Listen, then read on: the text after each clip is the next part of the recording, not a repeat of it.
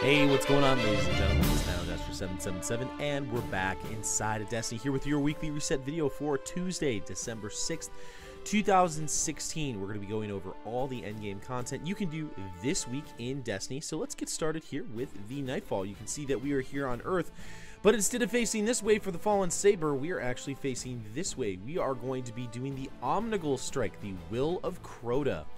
The modifiers this week are going to feature Epic, Arc Burn, where arc damage from any source is greatly increased, Primary Arms, where primary weapon damage is favored, Grounded, where players take more damage while airborne, and Ironclad, where more enemies have shields.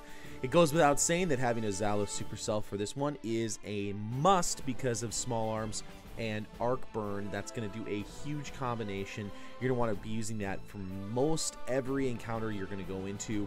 I might recommend taking some different snipers with some different effects, or like arc and solar and void snipers, so in case if you do have a shield, you can take those out.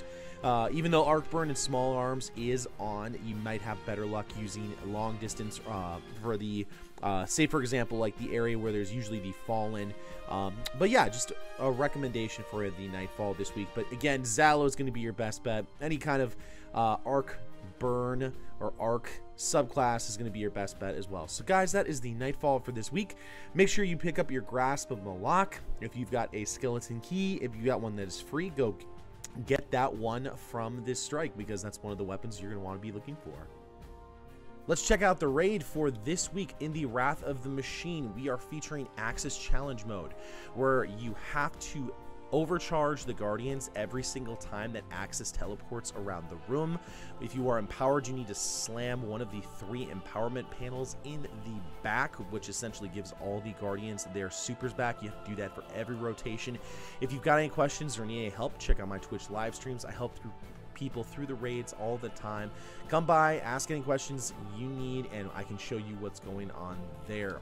For the rest of the directory this week, for the weekly Crucible playlist, we are going to be featuring Mayhem Rumble, which is actually a blast to do, but Freelance 6v6 is also going to be in the competitive multiplayer, but also we are going to be having Iron Banner, which is going to replace Mayhem Rumble here in the competitive multiplayer in the directory.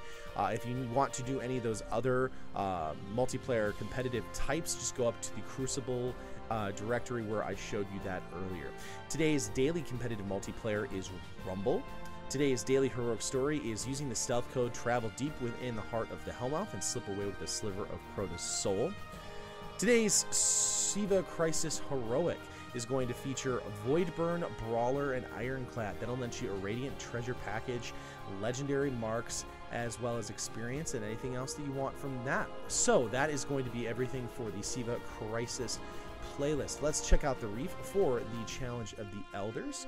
This week we are going to be featuring the modifiers of Airborne, Brawler, and Super Kill Bonus. Super Kill Bonus is nice, however, without the ability to get supers really quickly. It might be a little bit tougher to do. Definitely bring your bad juju in there if you want to do the Challenge of the Elders this week. Round 1 of the bosses is going to feature the add-ons of Vex with the boss of the Overmind Minotaur. Round 2 is going to be the add-ons of Hive with Psylocke the Defiled. Round 3 is going to be the add-ons of Fallen with the Pilot Servitor for your Challenge of the Elders. We're stopping by in the tower today to figure out what we've got for Lord Shax's weekly Crucible bounty this week. Let's see what he has got for us. It would be great if it's Rift for us. Yes, it is Rift. So exercise your skills in the Rift match type. Make sure you pick this up before you go into the Iron Banner this week. With that, let's go over to the Iron Temple and see what's going on with the artifacts as well as the Shira 4 bounties. Alright guys, we're here at the Iron Temple. Let's see what we have for the artifacts this week to see if they are good for your Iron Lord's Legacy or if you need to wait to pick them up, and to give you some good recommendations on the artifacts for reset. I actually just completed some stuff there. Here we go. So we've got Memory of Scory. When your super is full, nearby allies supercharge faster with their supers. So that is a strength roll of 101. That's not very good for us this week. It's a great artifact, especially if we're running with the fire team at any time, but the strength roll is not very good. I've seen a lot better. I would skip it this week. Memory of Radagast, where you gain the ability to reflect energy-based projectiles when guarding with a sword. Increased sword ammo capacity with an intellect and strength roll of 75 and 79 respectively. That is actually a pretty darn good roll. I think it's better than the one that it had last time, so I'd highly recommend picking this up if you get the opportunity to. Then we have the Memory of Gellion, which will grant you a detailed radar. Radar persists when sighting with primary weapons. I highly recommend that you get this one this week. This is actually a really good artifact with a discipline roll of 79 and a strength roll of 81. Very good. Of all of them, I would say Memory of Gellion is very, very effective. The Memory of Radagast is going to be kind of niche because it gains the ability to reflect energy-based projectiles with a sword. This is one that you'll probably use in PvP more and more often. So I'd highly recommend you pick up the Gellion artifact this week. Let's go over to Shiro 4 and see what he has for the bounties over here. Coming on down over here, if you have not gotten your Thorn yet, this is the place that you can do it. Shiro's 4 bounties will trigger the quest to get Thorn.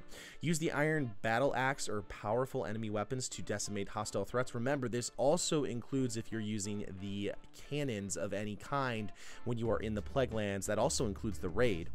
Complete public events in the Plague Lands. That's actually a really nice and easy one this week. Kill fallen majors and ultras, as well as complete patrols in the Plague Lands. These are all great bounties this week if you have not picked those up. Those are all very easy to do. You do not even need to go into Archon's Forge this week. So that is everything going on this week. Next week, we're going to have the Dawning. Remember, at 10 a.m. Pacific Standard Time, the Iron Banner is going to be dropping. You can find it here in this area when that goes live, and then you can go to Aphrodite in the Iron Temple and you can go visit her and get things rolling there. If you have any questions for Iron Banner, click the link here on the screen so you can get all the information that you need for Iron Banner this week. So guys, thank you so much for watching. If you like something in this video, a positive rating would be greatly appreciated. Hit that subscribe button for more Destiny content, and I'll see you next time in the universe of Destiny.